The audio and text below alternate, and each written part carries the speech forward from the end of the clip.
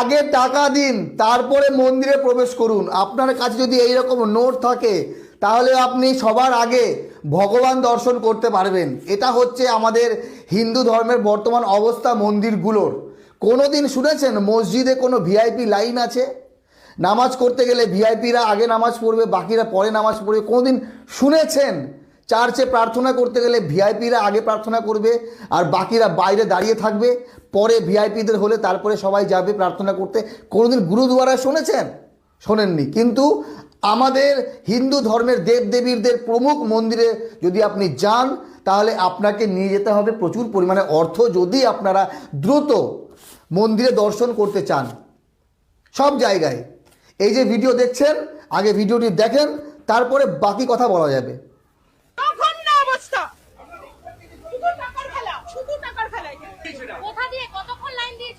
Line মানে ভেতরে গিয়ে দেখুন আপনার কি অবস্থা। 5,000 টাকা, 2,500 টাকা, 1,500 টাকা, কোনো টাকার কোনো অভাব নেই। কোনো পুলিশ নেই, ভেতরে শুধু পান্ডারাজ চলছে, কিচ্ছু নেই এখানে, কিচ্ছু নেই ভেতরে। পান্ডারা একটা পুরো মিসম্যানেজমেন্ট, কেউ কোন রকমের দেখার কিছু নেই। কোনো অ্যাডমিশনের বাইরে বসে আছে, ভিতরে এক 5খানা লাইন করেছে, পান্ডারা টাকা নিয়ে সিস্টেম নেই, মানে টাকা কোনো লোক নেই। পুরো মন্দিরের পরিবেশ আমরা দাঁড়িয়ে আছি, ওইখানে লোক আছে। এই ভিডিওটি বলা হচ্ছে কালীঘাটের, মানে আমাদের পশ্চিমবঙ্গের একটি মন্দির, শুধু একটি মন্দির না, আমাদের ভারতবর্ষের ম্যাক্সিমাম মন্দিরে এই অবস্থায় আছে।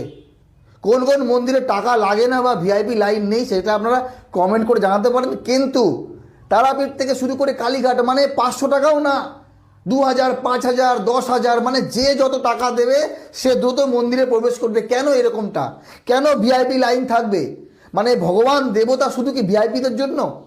গরিব সাধারণ মানুষ যারা টাকা দিতে পারে না, যাদের কাছে টাকা নেই, যারা হয়তো অনেক প্রার্থনা করে মান্যত করে তারা দেবদেবীর কাছে যায়, দর্শন করতে যায়, তারা কি 5 ঘন্টা, 6 ঘন্টা, 8 ঘন্টা, 10 ঘন্টা লাইনে দাঁড়াবে? আর শুধু টাকা আছে বলে সে ভিআইপি হয়ে যায়? না, ভিআইপি থাকা উচিত।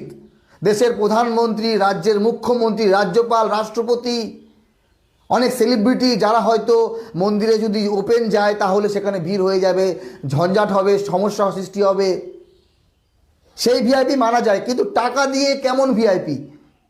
এ কেমন পুজো, কেমন দর্শন? মানে টাকা দিলে কি দেবদেবী বেশি আশীর্বাদ দেয়? তো আজকে আমাদের সনাতন ধর্ম, হিন্দু ধর্ম যে নিচের দিকে যাচ্ছে, এই ধর্মের যে মেন ক্ষতিকারক এরা এই সকল পান্ডারা, এই সকল মন্দিরের কমিটি, যারা এইরকমভাবে টাকা আদায় করে ভিআইপিদের নামে। এগুলো ব্যবসা ছাড়া কি? একবার কমেন্ট করে আপনারা জানাবেন, এগুলো কি হওয়া উচিত?